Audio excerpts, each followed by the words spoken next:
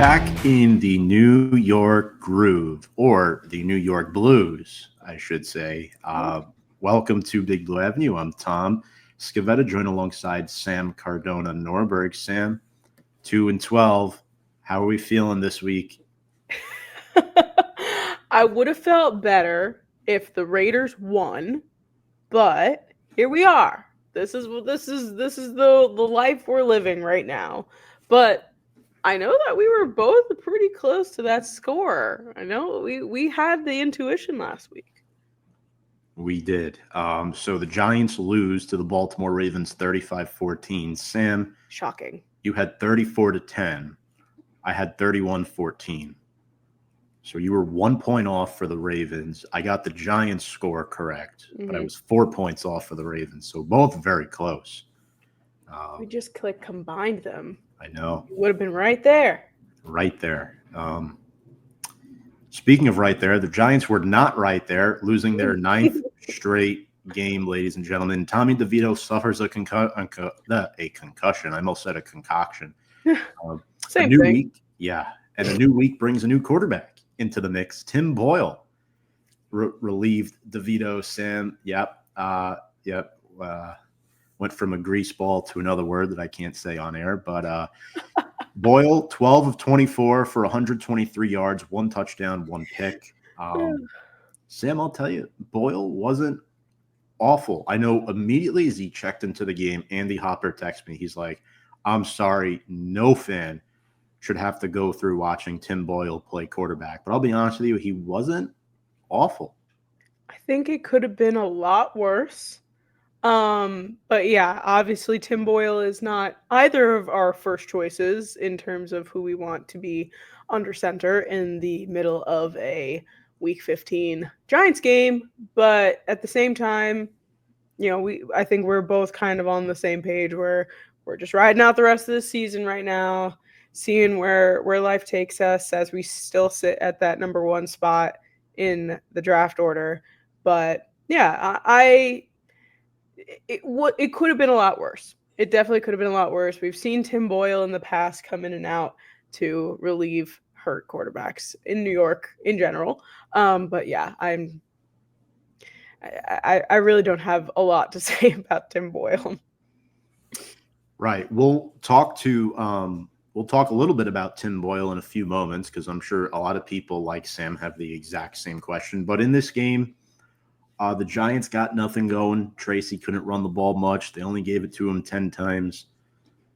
Malik Neighbors scored his first touchdown since week 3. How pathetic is that? Amazing. Terrible. Yeah. Exact opposite of what the other said. But, it is amazing in a terrible way. Yeah. All around, not good. No. All around not good, and I am very excited to talk about the plane. Well, let's talk about the plane. Mr. Mara, enough was the quote this week. We won't stop until you fire everyone. My first question is, how much do these planes cost? Because, this is now a trend. Actually, I just got told by Jordan that Eagles people are sending planes over their stadium as well, talking about the tiff that apparently was going on between Jalen Hurts and AJ Brown. So this is now a trend, but are they genuinely going to send a plane over every single home game for the rest of the season? I need to know who's in charge, who's paying for this, who's thinking up the words. There's a lot of questions I have, and I would love nothing more than to speak to the person that is in charge of all this. It's definitely not a player. It's not Malik Neighbors. It's not Daniel Jones. Although there was a meme of him co-piloting that plane. With Dave Gettleman? Yes. I saw that. AI is so good. It's getting too good. FYI, did you see them pan to him on the broadcast last night at one point? It was in the first half. Just a direct shot of him. Yeah. Pretty much saying, yep, that's your insurance policy in the playoffs if Darnold goes down. So, but he's a Viking. No, Because last week he wasn't. Oh, so he wasn't dressed again. But he's still, I think he's still technically on the practice squad. Jones hasn't been elevated to their 53 yet, but Got it.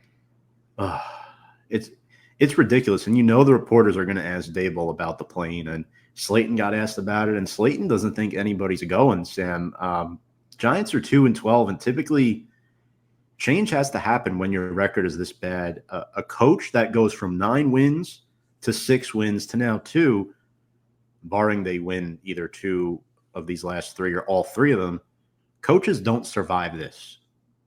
And I hate to say it.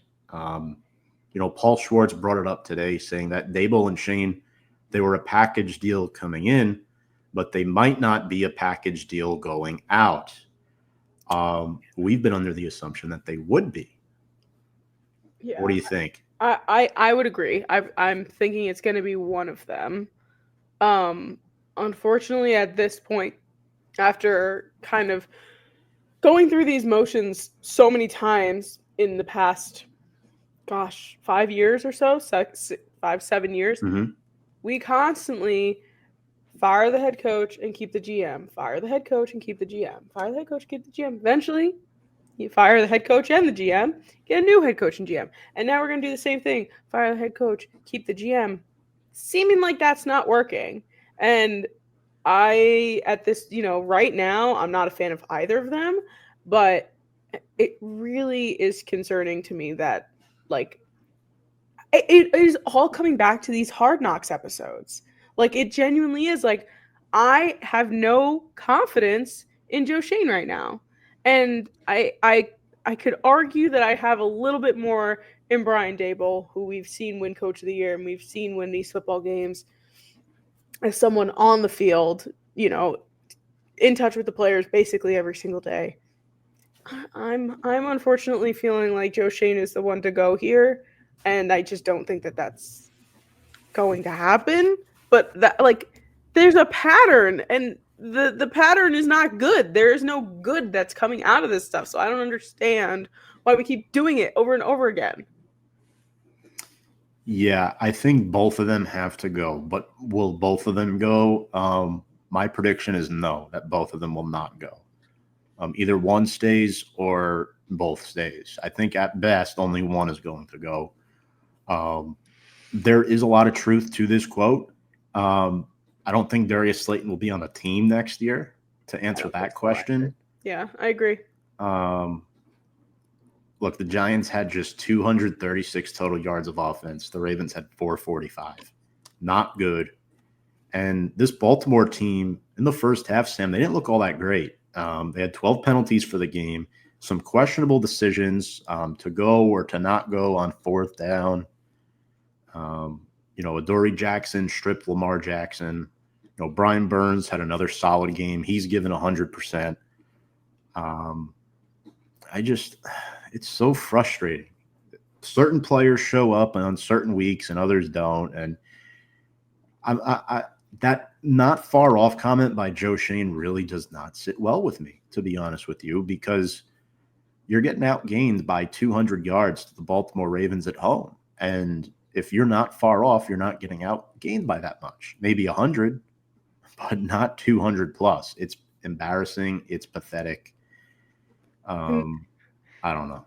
And on top of the fact that these fans are spending their money on tickets to come to these games, to leave early, to not enjoy themselves other than probably getting super drunk on a Sunday afternoon, and just it just was that the motorcycle? Yeah, and the dog jumped in the background that time. Apologies, folks. No, it's all good. But it came early tonight. Either way, I'm just like, it's so sad that we're the team with the people with the paper bags over their heads. Like, I never thought when I became a Giants fan as a young girl, didn't think that we would ever be that team. That's the Browns. That's like, these the Panthers, these really bad teams. And then right now, that's us. There are people showing up to these games with paper bags over their heads, and it's embarrassing. Don't love it. Don't love it at all. D-Bake with a comment. What's up, D-Bake? Appreciate you, buddy. Would you rather take Sanders for your future or trade back and accumulate more picks? So I'll quickly evaluate both sides to this, and then Sam, I'll let you get in on this too. Part of me thinks if you just go ahead and draft the quarterback now, the quarterback's going to fail because just overall how bad the roster is, and the roster management and moves made by Joe Shane the last 3 years have stunk more than not. So, yeah, usually in a successful rebuild, the quarterback is one of the last pieces that you want to add. But on the other hand of it, look at the Commanders, for instance. They have a good quarterback who is a rookie. They have a lot of holes on their roster, and they're in playoff contention. So you can make arguments for both. Personally, what I would do, I would go ahead and just get the quarterback, because if you can add pieces during his rookie contract and you could see growth, that'll be something. And then you'll have a bridge for him to learn behind for a year. So I don't think there's a lose-lose there, unless they don't want Shedeur. If they want Cam Ward, if they want Dylan Gabriel, I don't know what they're going to do. I think there's only two clear-cut first-round quarterbacks. We know Drew Aller has elected to go back to school for another year, so he is out of the conversation now. Quinn Ewers is still undecided. The rumor is he's going to transfer to a Big Ten school for the NIL, but who knows there? What do you think? I feel like at this point in time, this team is so desperate for spark that it seems like the smart move would be to accumulate more picks, wait that year, draft Arch Manning, or wait for a better QB class, what have you. But at this point, if we have that first overall pick, we need a quarterback. And I don't think Shedeur Sanders is a bad quarterback by any stretch of the imagination. I think he's a very talented individual. But, obviously, this quarterback class is not as strong as others have been in the past. But at this point, I would take a quarterback.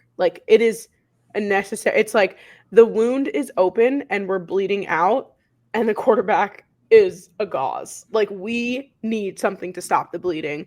Whether or not he's going to be our long-term answer, I'm not sure. But it's at this point, we need to see some sort of change. We need to see some sort of invigoration in this team.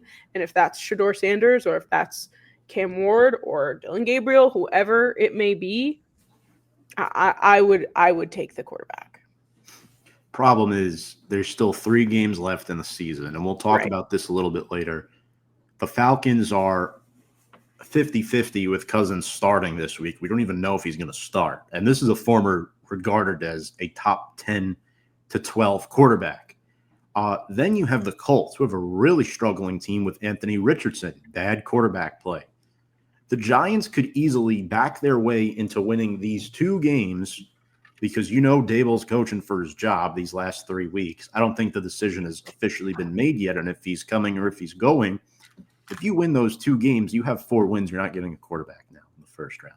So there's still 3 weeks left to be played. I say, Daniel, this is an excellent question. Let's reassess in 3 weeks from now and see where we'll be picking in 2025. Hi, Dad. Hello, Thomas and Sam. Thanks, Hi, Dad. Hope all is well down in the Sunshine State. I know we've had some rain up here the last day or two. Noah says, BBA really scrapping the bottom of the D list for guests tonight, I see. It'd be like that sometimes, Noah. We'll have Noah coming up soon. Yeah, it's been a rough season. A lot of the players on this team won't be back next year. But a player who will be back next year, linebacker Micah McFadden, who once again, Sam, in the absence of Bobby Okereke, has balled out. Last week, he had 5 tackles for loss. He had his 3rd sack of the season this week with 11 stops. How well has he developed since entering the league? Because this is a 5th-round pick. This was such a great value pick by Joe Shane. One of the few, I should say. Eventually, you're going to hit, even if you have a blindfold on. This was one of his few day 3 hits in his 3-year tenure as Giants GM. I mean, as our, what is this, third or fourth player of the week for Micah McFadden, because he's our player of the week for the rest of the year. When he first got drafted, he was obviously not that big name. No one's really paying attention to Mike McFadden. I'll give you your flowers as someone who's constantly has talked about Micah McFadden these last few years, saying, a good linebacker. Obviously, we're not seeing him in that shining light because we've been rolling through these linebackers trying to find a good fit when all along he's been on our roster, just not given that spot to be that leader, and he's been stepping up like nobody's business. It's really refreshing to see someone who's still in the game and wants to play the game and wants to win the game and is doing what he needs to do in order to win the game. Knowing good and well there's a good chance that we're not.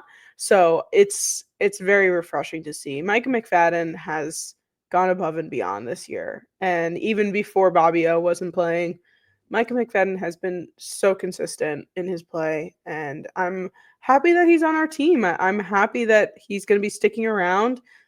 It's really, really nice to see, especially after going through, the Blake Martinez years, and as some, hand to God, I was on that train, but he's been sitting here this whole time. It's nice that he's getting his recognition.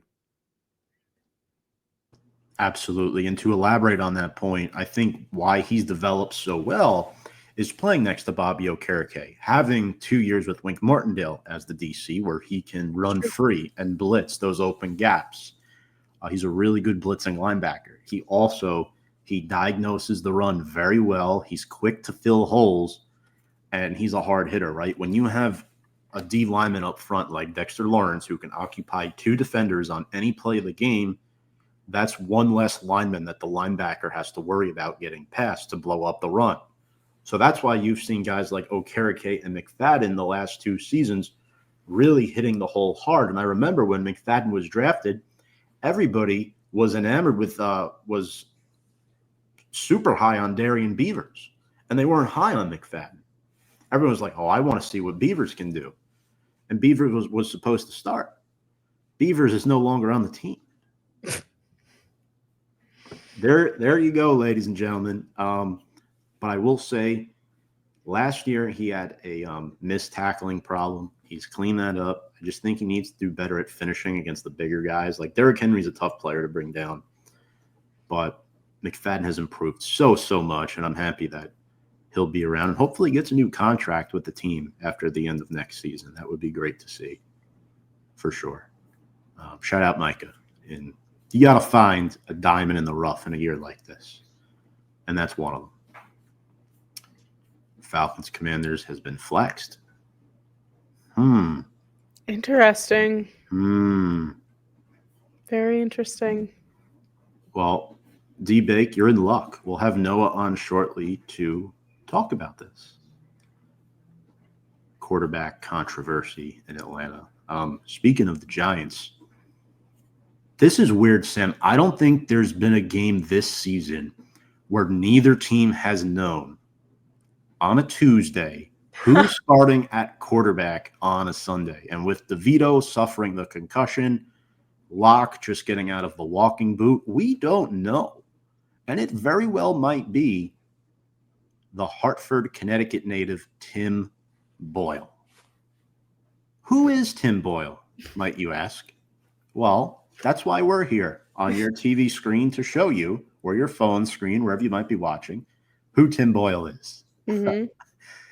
Sam, this is a journeyman. He's been around the league for a while, 30 years old, 6th season. He stayed in college for a while, but he's bounced around the league. And there's some okay stats about him, but there's also one really terrible stat about him that we're going to have to address as well. So why don't you get into some of those stats there for Tim Boyle? Yeah, I'm reading them now. This is it. Very interesting. And right before the show started, I did ask Tom. I was like, Tim Boyle was on the Jets, right? That's the only place I remember him from. But he's been around since 2019 at this point. Packers, Lions, Bears, Jets started on the Dolphins this season, and then we picked him up like a month ago. 12 of 24 for 123 yards, a touchdown, an interception, and he was sacked this week. He has no first team reps last week. Perfect. And as a starter in his career, he has never won a game. So that's really cool. 0-5, 3 starts in 2021 and 2 in 2023. NFL teams are 0-11 when Tim Boyle throws a pass. That is the most insane sentence I've read today. That is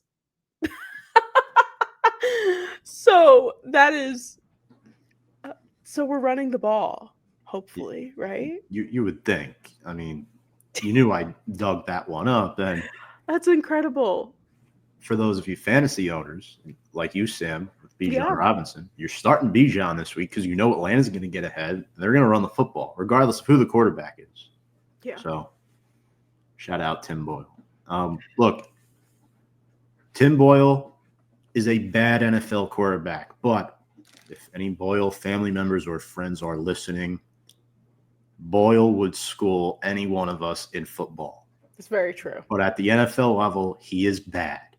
I'm sure he's a wonderful guy. Great demeanor. He handled himself beautifully in the post-game interview this past week. And even Malik Neighbors had a compliment for him, saying you couldn't tell Tim Boyle had no first-team reps this past week.